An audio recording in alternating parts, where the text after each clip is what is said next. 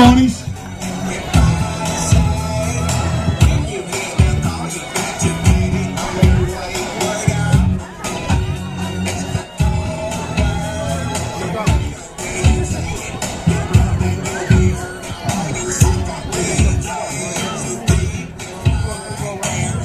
All right, welcome everybody to the 2016 Fishhawk Relay for Life.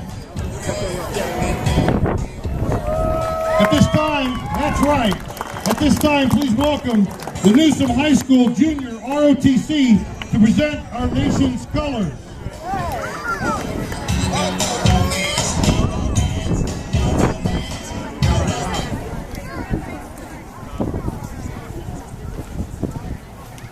Mark time. Mark. Go guard. Halt. Left. Face. At this time, Rory Andrews and Ava Smart will lead the Pledge of Allegiance. Present. Arms.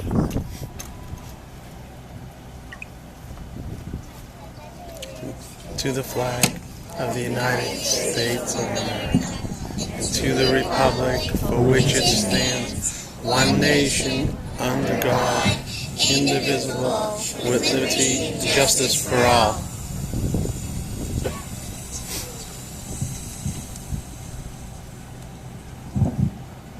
And now, ladies and gentlemen, the national anthem will be sung by Lieutenant Colonel Tammy Glenn.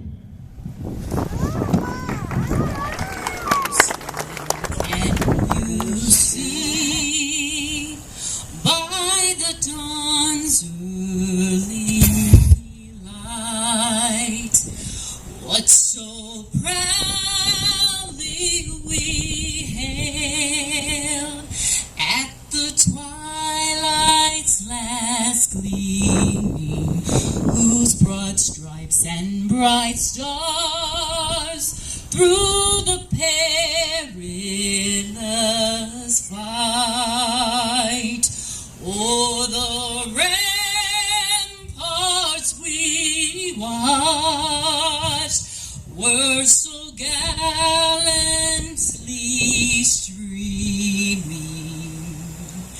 and the rockets red glare, the bombs bursting in air, gave proof through the night that our flag was still there. Oh, say does that star-spangled banner yet wave o'er the land of the free and the home of the brave.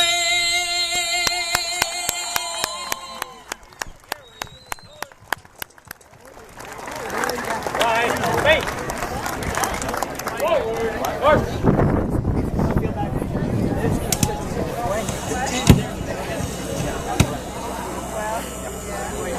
Well done, all.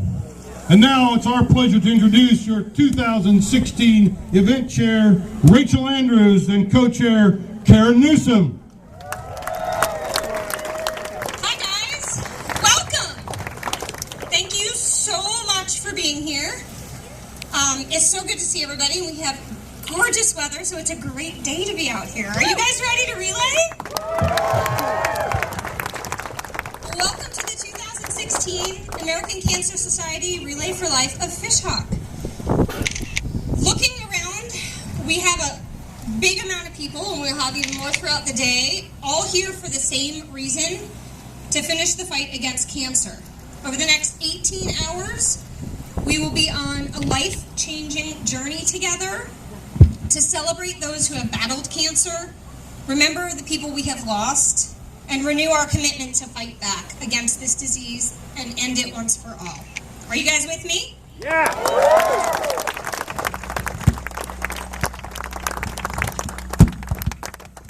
Rachel and I are so proud to be standing here with all of you.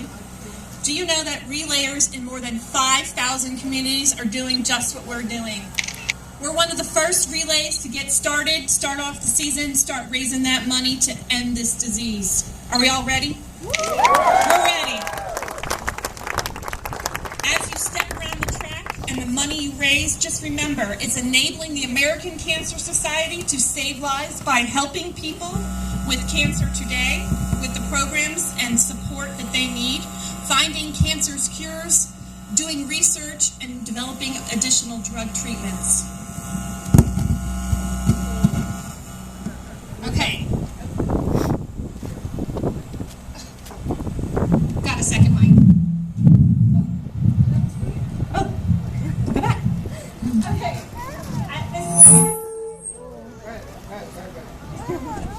Better? Okay. At this point, I would like to. Can you hear me? Yes. Okay. I can't. Too well. Now you're on.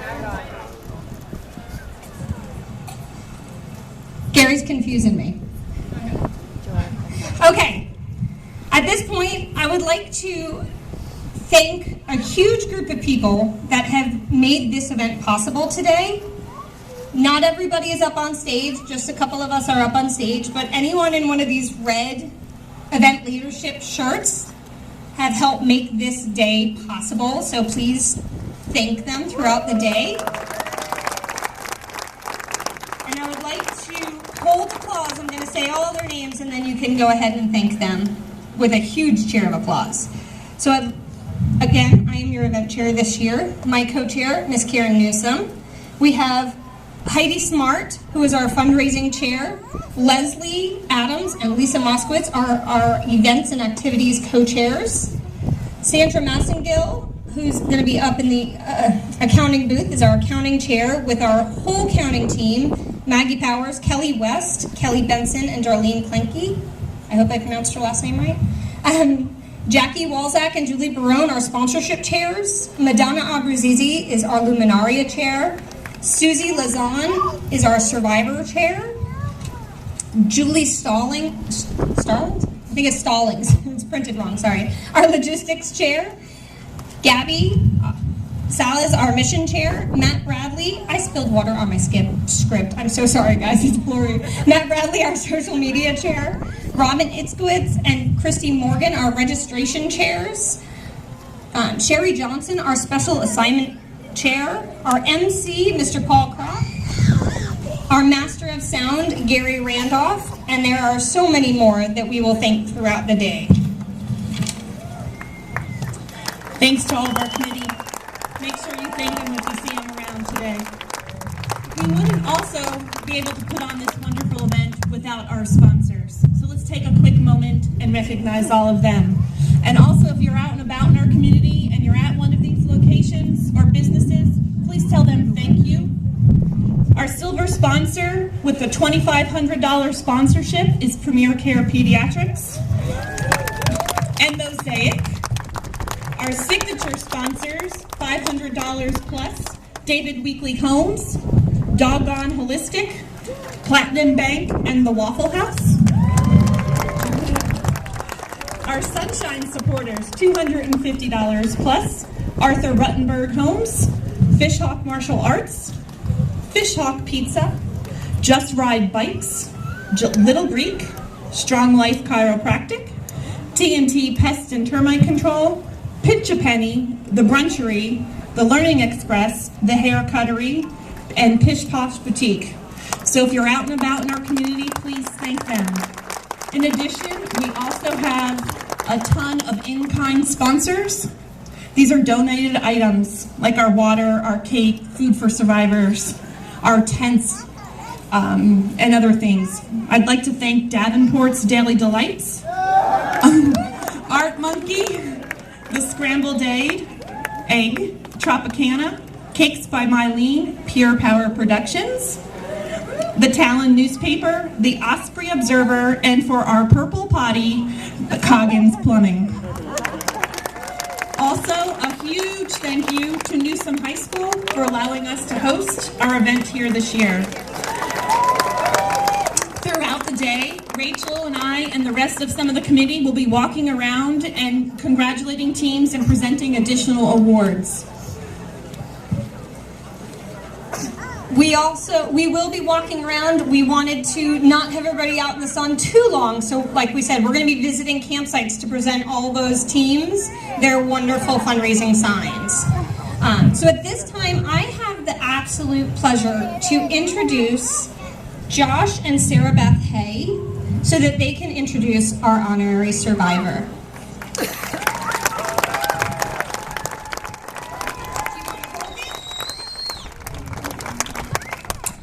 My brother and I couldn't be proud enough to introduce the woman who's about to come on stage. She's my hero. She's amazing and great. For example, for my 7th birthday, I wanted to go to Disney. I was sad we couldn't, but even though my mom was in the middle of a treatment, she surprised me going to Disney. She's one of the most amazing survivors I know. Take it away, Josh. My mom is my inspiration. Even though she just found out that she had cancer, she went with me to the Mother Sundance. She's amazing, and here she is now, Heather Hay.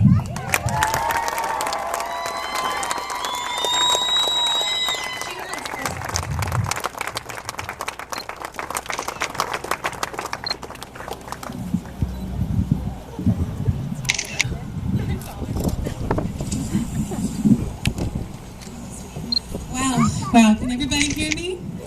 Those of you that know me know that I'm probably a little more comfortable around 4- and 5-year-olds, so I really appreciate your patience. Thank you so much. Here we go. Squared away. Ruck up and move out. Roger that. Mandatory fun. I got your 6, and of course, ate up like a soup sandwich. All of these are great Army slang words that help define my life as a busy mom of 4 and an active military spouse. That was until June 28, 2012. In an instant, my vernacular shifted from this to words like PET scan, blood draws, MRI, chemotherapy, and radiation. A completely unfamiliar and sometimes scary world. I was so comfortable with my existence as a mom, full of days with play dates, preschool parties, and of course, the everlasting Dora and Diego marathons, and my responsibilities as a military wife. Most of us military spouses take pride in our independence.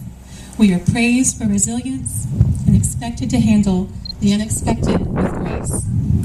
The inevitable broken bone, the flat tire, and even a broken washing machine always seemed to happen when my husband was gone. Although it was difficult, it was doable, and I wore my cloak of strength and independence as a badge. That is, until I was diagnosed with cancer. When it first reared its ugly head, I was 37 weeks pregnant with my 5th baby. Thankfully, he was born healthy, and although I had to have a hysterectomy, we thought we had caught everything. I considered myself so lucky to escape the clutches of both chemo and radiation.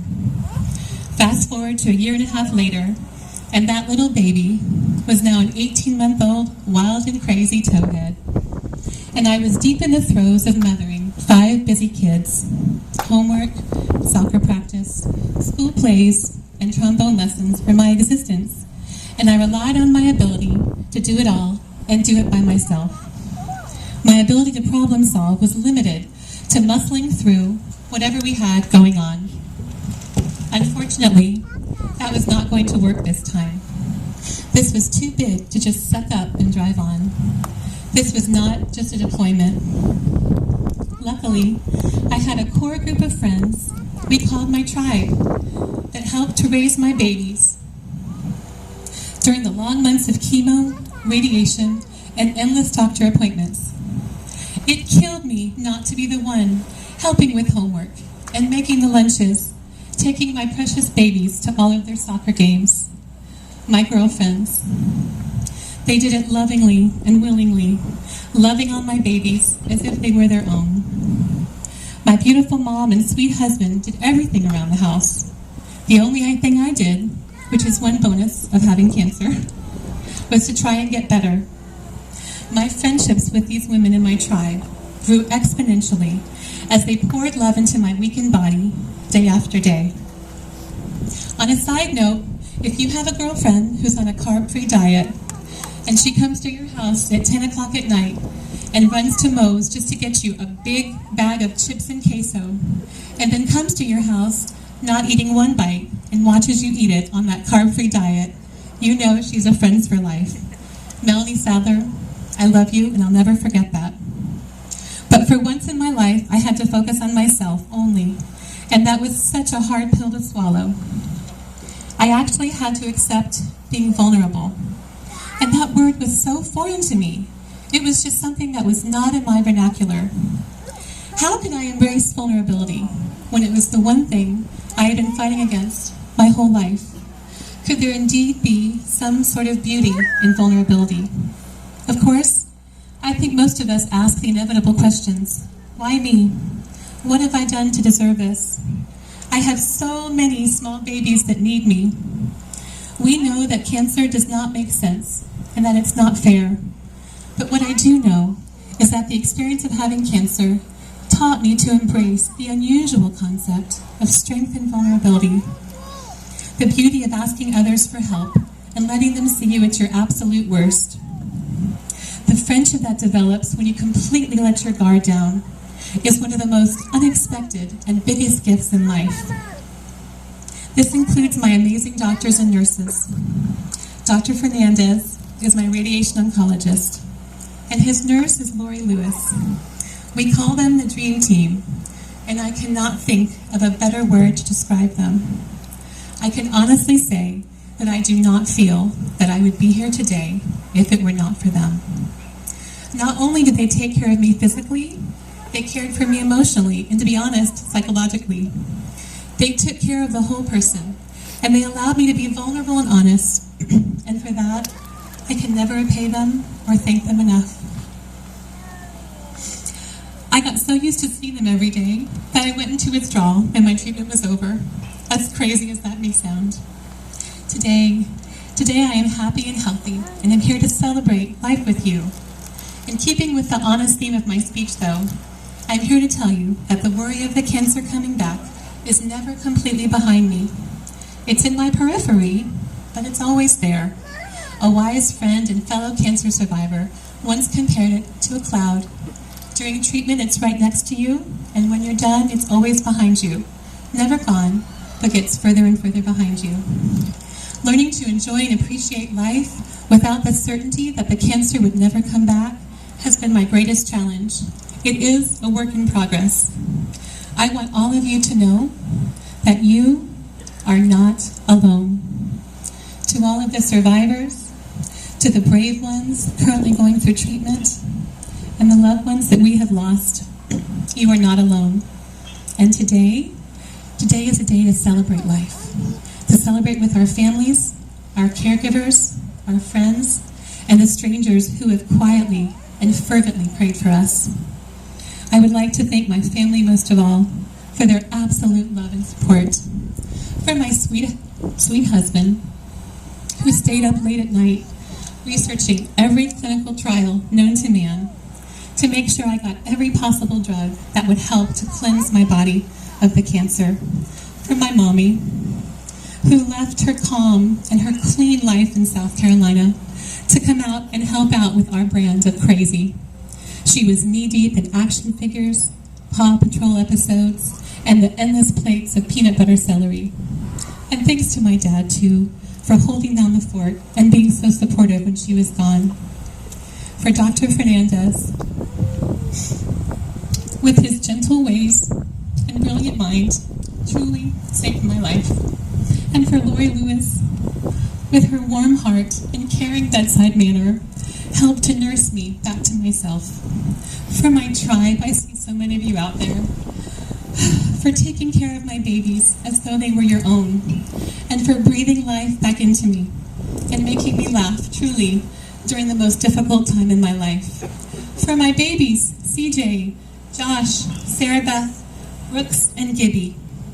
for the endless hugs and kisses and band-aids for my boo-boos, and for the wonderful head rubs after Mommy lost all of her hair. For the countless friends and Livestrong group and strangers, and Life Group too, that donated time, meals, and money for our cause. Words cannot begin to express my gratitude. And of course, my penguin pals who are behind me, and the mommies and daddies of the penguin pals, and Miss Jen and Miss Susan and Bailey, my sweet little class of 20, 4, and 5-year-olds who remind me to treasure the simple beauty in life. I am so happy to be your teacher and spend our mornings singing and learning and making happy memories. Let's enjoy this day. Let's know from the bottom of our hearts that we are not alone. We truly belong to each other. In just a minute, my preschool class will be singing the song Happy. This song has such deep meaning for me and really was my mantra during treatment. To me, there's nothing sweeter than the sound of children singing with pure abandonment and happiness. Let's listen to the words, embrace our vulnerability, embrace our togetherness, and of course, let's relay